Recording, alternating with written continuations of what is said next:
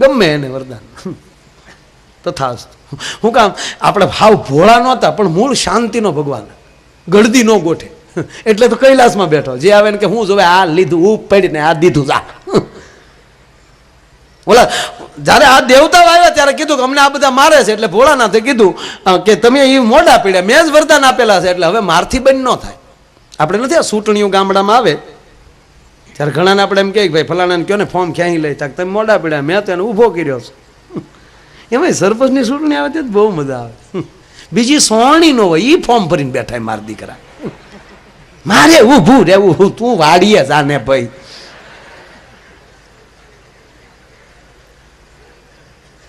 સાહેબ એકાદી વાત આવે એટલે કહો આપ બેઠા હોય એટલે બહુ ચૂંટણીનું કહેવાય નહીં માર. એક જણો અપક્ષમાં ઉભો રહ્યો વિધાનસભા અને ભાષણ કરવાની ઉપડેલી, ભાઈઓ તથા બહેનો તમારા ગામના જે કાંઈ પ્રશ્નો હોય એ કયો. એક જણો ઉભો થઈને કે તમારા બાપાના દાઢીના 2 રૂપિયા બાકી છે ભાઈ. પણ આને તો બોલવાની ઉપડેલી, ઈ 2 નંબરની વાત છે, ઈ ગ્રાન્ટ આવ્યા પછી જોઈ લેજો. જે કાંઈ પ્રશ્ન હોય એકવાર તમે મને જીતાડી ગયો પછી જોઈ લો તમારા ગામમાં કેવી જમાવટ કરવી. એકવાર તમે મને જીતાડો બાદ તમારું કામ તમે કરો, મારું કામ હું કરીશ. છતાંય જે કાંઈ પ્રશ્ન હોય ગયો. એક દાદા ઉભા થઈને કે ગામમાં શમશાન નથી ભાઈ. હા નાને બોલવાની ઉપડેલી, એકવાર તમે મને જીતાડો, ઘરે ઘરે જો મહાન નો બનાવી દો તો ગુગલું નહીં. ગામે મત નો દીધા ને માર્યો ડોહો કે તું તો ગળતો જ નહીં અમારા ગામમાં, જણજણાટી બોલાવી દીધી. એટલે ભગવાન શિવ છે એ મોટો બાપ છે. એ જે આવે ને દીધું જા તું લહેર કરી. આતંકવાદીઓના પેટ ના આવ્યા એને વરદાન આપ્યા. ઓલો ભસ્માસુર ગયો, ભસ્માસુર ને કે માગી લઈ, કે બાપુ બીજું કાંઈ નહીં, જેની માથે હાથ મૂકવી બળીને ભસ્મ થઈ જાય. ભોળાનાથ ને ખબર નહોતી કે આમાં નકુસામાં આંગળી આવી જાય. ભોળાનાથ કે દીધું જા, દીધું કીધું ને ભોળાનાથ કર્યું ધોડ્યું આમ કે તો ઊભો રહી જાય. હન જ્યાં મોટો બાપુ ભાગ્યો, આ વાઘાભર બાઘાભર તો કાંઈ પડી જાય, યાર ઉડાય ક્યાંય વે ગયા. ગંગા તો પેલા સટકી જાય, પેલા આપણે આવી માથા ઉપર, આપણે નો ખતરી જાય. એ આગળ ભોળાનાથ વાહે ભસ્માસુર પાછા ભોળાનાથ રાયડું નાખતા જાય, એ વિષ્ણુ દોડ, વિષ્ણુ એ વિષ્ણુ. વિષ્ણુ કે સાને આવી ગઈ નકુસામાં આંગળી. કીધું ના તો થાવસ્તુ ના દીકરા થતા હતા, એટલે મોટા બાપુ ના પાડતા હતા કે આ ધંધો તમે કરો માં. જે હોય તું દોડ, હવે નીતર આગળ મને આંબી જાય આવડવા. અને ભગવાન શિવ દોડતા દોડતા વડલે સડી ગયા. ભગવાન વિષ્ણુ ને થયું કે હવે મોડું કરીને તો આગળ ભોળાનાથ ભીમમાં આવી જાય. અને હું જો વિષ્ણુ બનીને જાય તોય મને ભસ્માસુર માથે હાથ મૂકી દે તો મારી નાખશે. એટલે નારાયણ પોતે નારાયણી બન્યો, સ્ત્રીનું રૂપ ધારણ કર્યું. અને નારાયણ પોતે નારાયણી બન્યો હોય એના રૂપમાં કઈ ઘટે નહીં. ઐશ્વર્યા રાય નું તો પાંચું ન આવે મિત્રો. વિશ્વ સુંદરી વિશ્વ મોહિનીનું રૂપ ધારણ કર્યું ભગવાન નારાયણે. કાંઈ ન કર્યું બીજું, રૂપ ધારણ કરી અને ભસ્માસુર ને સામે નાચવા જ મળ્યા વિષ્ણુ. ધા ધઈ ધા ધઈ ધકડદીન ધા ધકડદીન ધા. તો ભસ્માસુર ભોળાનાથ ને ભૂલી ગયો, એ મળ્યો નાચવા ધા ધઈ ધા. નાચતા નાચતા ભસ્માસુરે પૂછ્યું ક્યાં નાચ હવો? વિષ્ણુ ભગવાન પોતે બોલ્યા આઈ ના સહી, કારે ભાયરા નહીં તક તમે આ બાજુ આવ્યા ન હો ને.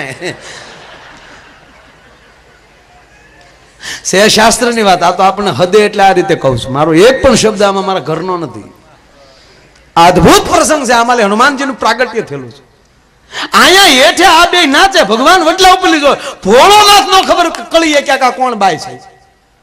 ઈ ટક્કર લઈ ગયા કે આ બાય ક્યાંથી આવી ગઈ. ભસ્માસુર નો તો આને કૈલાસ ભેગી કરત. આ વિચાર શાસ્ત્રમાં નથી લખ્યો, પણ આ વિચાર ન આવ્યો તો હનુમાનજીનું પ્રાગટ્ય ન થાય. મોટો બાપુ ટક્કર લઈ ગયો, બાય મારી નાસવા વાળી થઈ. હા ને ભસ્માસુર વાત તો ભલે ગમે ઓલું ચાલુ છે, હા એ હેઠે ચાલુ છે વડલા હેઠે, અને ભોળાનાથ ઉપેલી જોવે છે. એમાં વિષ્ણુ ભગવાને નાસ્તા નાસ્તા ભસ્માસુર ને કીધું લગ્ન કરવા, ઓલો કે ચવાલ જ નથી ને. ત્યારે વિષ્ણુ ભગવાન એટલું બોલ્યા કે હે ભસ્માસુર, તારે જો મારી સાથે લગ્ન કરવા હોય તો એક શરત, જેમ હું નાચું એમ તું નાચ. બોલો કે નાચી બતાવો, બીજું કાંઈ નહીં, લડી લેવું છે આજ. ભગવાન વિષ્ણુ નાચવા મળ્યા.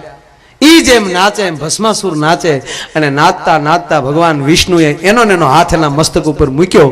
સામે ભસ્માસુરે એનો ને એનો હાથ એના મસ્તક ઉપર મૂક્યો, બળીને ભસ્મ થઈ ગયો. જેવો ભસ્માસુર બળીને ભસ્મ થયો ને, ત્યાં તો ભોળાનાથ વડવાય પકડીને હાથ કરતા આવ્યા. સીધું વિષ્ણુનું બાવડું પકડી ગયા, ક્યાં ની છો? વિષ્ણુ ભગવાને દાંત કાઢ્યા, કે મોટા બાપ ભૂલી ગયો? એટલે કે તું વિષ્ણુ આવ્યો, આવવું જ પડે ને, નકુસા માંગલે આવી દીધું.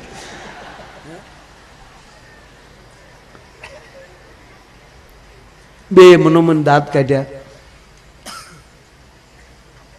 અને એ સોમ નિશુમ ને માર્યા પછી, સોમ નિશુમ જયારે એ બધા દેવોને ત્રાસ મળ્યા દેવા, ત્યારે ભોળાનાથે કીધું કે તમે ખોટા મારી પાસે આવ્યા, મારથી કઈ થાય એમ નથી. અને છેલ્લે માં ભવાની સાંભળી ગયા, અને ભવાની જેથી ત્રિશુળ લઈને ઊભી થઈને આપ બધા જાણીએ છીએ કે એ રાક્ષસોનો સંહાર કર્યો, પણ રાક્ષસોનું એક લોહીનું ટીપું ધરતીમાં પડે અને હજાર હજાર લાખ રાક્ષસો જેથી એમ કહેવાય ઊભા મળ્યા થવા, તેથી ભવાની એક રૂપના અનેક રૂપ પડી કરવા, એકની અનેક થઈને જેથી એમ કહેવાય રાક્ષસોનો સંહાર કર્યો. પછી રાક્ષસોનો જ માન નાખ્યા, પણ ક્રોધ ઘટતો નહોતો. પછી દેવો નહીં મળી દેવા.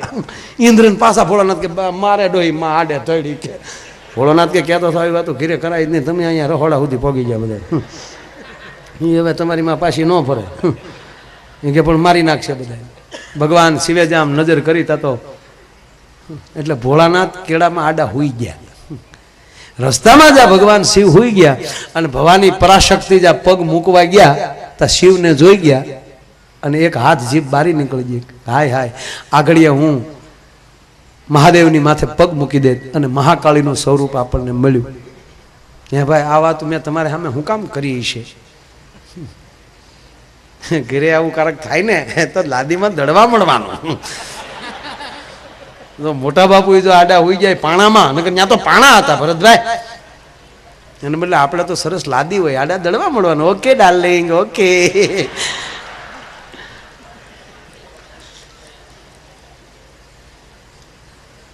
જો કે બિચારા એવું કરતા જ હોય છે. આ તો હું ખોટું ખોટું કહું છું. અત્યારે માણા હોજા છે બધા. હમણાં એક ભાઈ એની પત્નીને ફોન કર્યો, 4 મહેમાન લઈને આવું છું, રસોઈ તૈયાર રાખજો. થામેલી ઝીણા અવાજમાં જવાબ આવ્યો, એ સુવિધા આપકે ટેલિફોન में उपलब्ध नहीं है.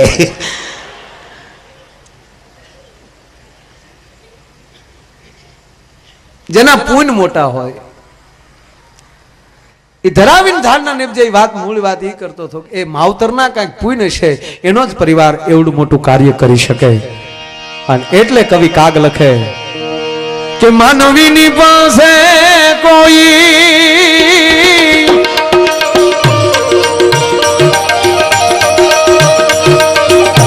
એ માનવી આવે રે,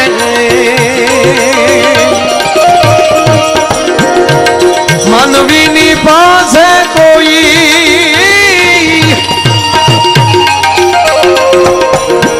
એ માનવી આવે રે, એ જીતારા દિવસો એ પૂછીને દુખિયા આવે, એને આવતારો મીઠો આપજે રે રેજી, તારે કાને રે સંકટ કોઈ હંભળાવે રે, બને તો થોડું આપજે રે રેજી.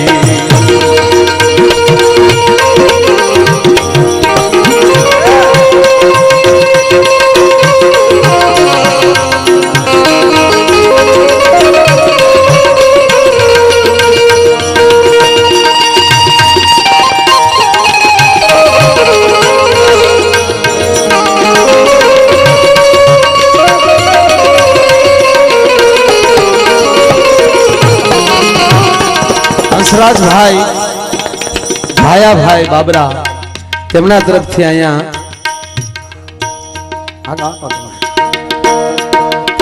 201 રૂપિયા આવે છે. તાળીના ગલાટથી અમને વધાવો.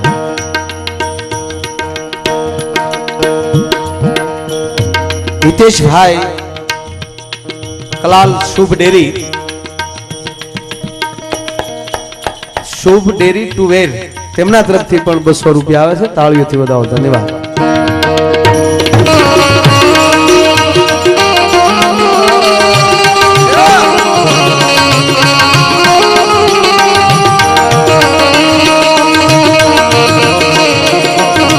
આ ગૌશાળામાં દેવાના છે એટલે અમારી આખી મંડળી તરફથી 1000 1 રૂપિયો લાવજો.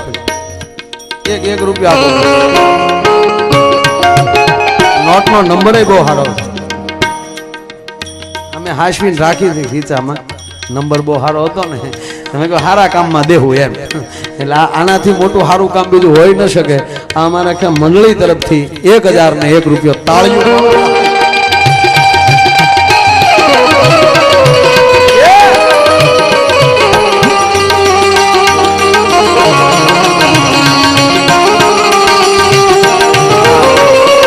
આ ઉંમરે નાશ હોય ગઈ નાની માના ખેલ ન કહેવાય. વાહ વાહ.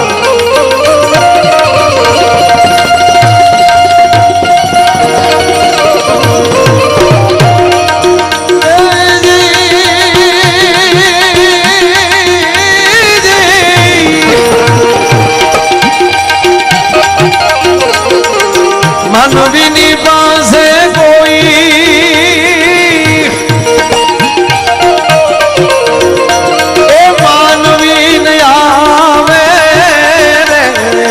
માનવીની પાસે કોઈ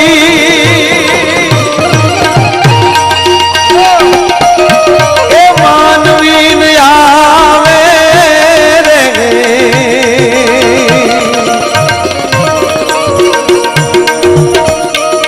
ત્રંબકભાઈ શેખડા તેમના તરફથી 1101 રૂપિયા આવે છે. તાળીના ગળાથી વધાવો. સાબા.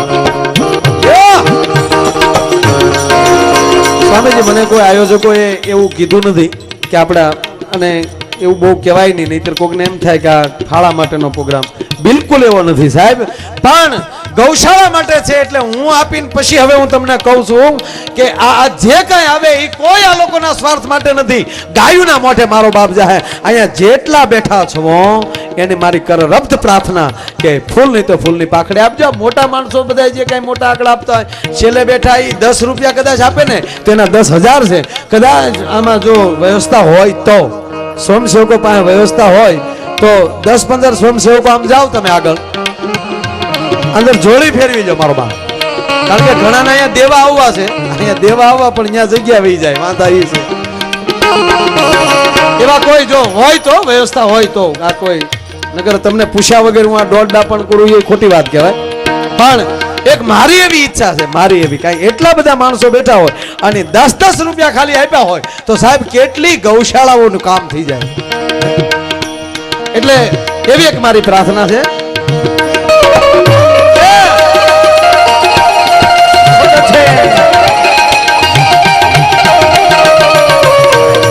ગોવિંદભાઈ તરફથી 501 રૂપિયો. ધન્યવાદ. સાબાદ. અહીંયા સુધી ના હોય સામે ટેબલે લખાવી દેજો. એક સાથે હું લિસ્ટ લઈ લે.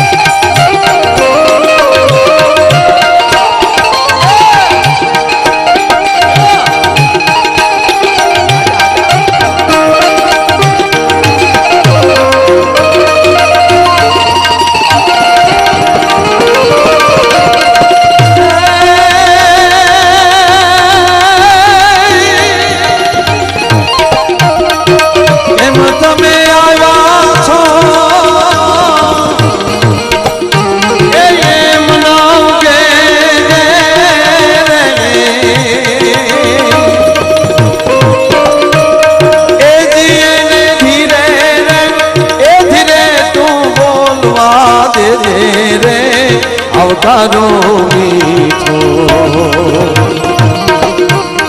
આપજે રે દેવી તારા લાગણિયા એ પૂછીને જોએ કોઈ આવે રે આવકારો મીઠો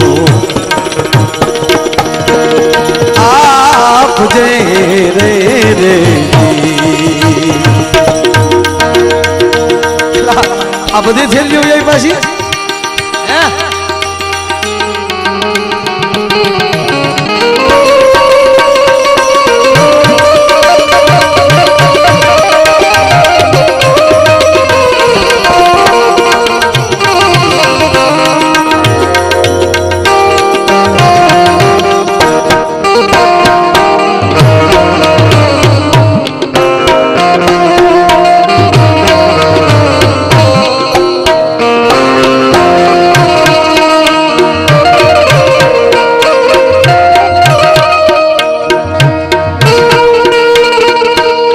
પરસોત્તમભાઈ ગોવિંદભાઈ તરફથી 501 રૂપિયો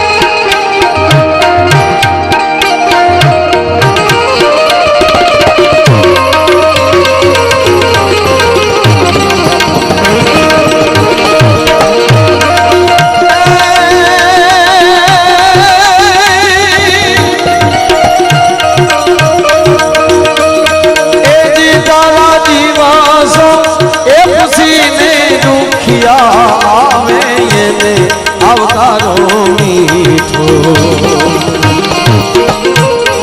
આપજે રે દેવી તારે કાને રે સંકટ કોઈ સંભળાવે રે બને તો થોડું કાપજે રે દેવી અરે રે બને તો થોડું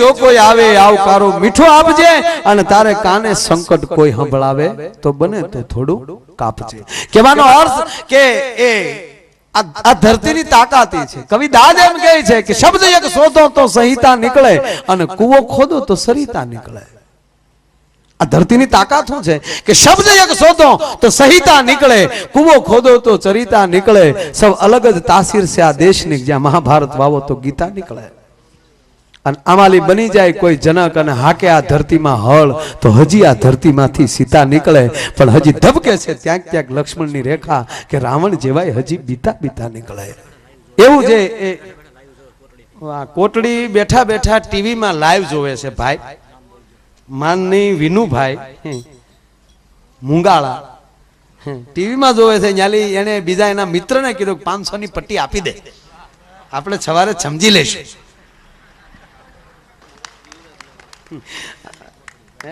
અને એમાં તમે જો આપણે સ્ટાર્ટિંગમાં નવા ટીવી આવ્યા ને તે બાઈઓ લાશ કાઢીને ટીવી જોઈ ગયું બોલો આપણે કે લાજ કેમ કાઢીએ કે તાર ભાઈથી મોટી ઉંમરના છે આપણે થોડું ઉગાડા મોટે બે હાય આવી તો મર્યાદા રાખતા એમ ભાઈઓ ને આપણે ભાભલાય ક્યાંય નબળા નહોતા તાજા તાજા નવા ફ્રીજ આવ્યા તે ઘણા ઉપલા ખાના ખોલીને માલિકો માથા ભરાઈને ઉભા રહેતા હતા પાયરે ટાઢવો કોકે કીધું સો ખોટ કરજો ને કે ટૂટિયા વાળીને હું હે ડોહા આડું પાડી રામ રામ કરો અમારો અમદાવાદમાં પ્રોગ્રામ અને લગભગ અમે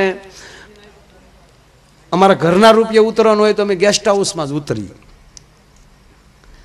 ભારકે રૂપિયા ઉતરવાનું હોય તો હોટલ જશે અમારા મંજીરા વાળા કે એચી તો જોશે જ સરસ અને લગભગ અમારા દરેક કલાકારો આગળનો દોર હું પાછો કવિરાજને સોંપું છું, સંચાલન એના હાથમાં છે.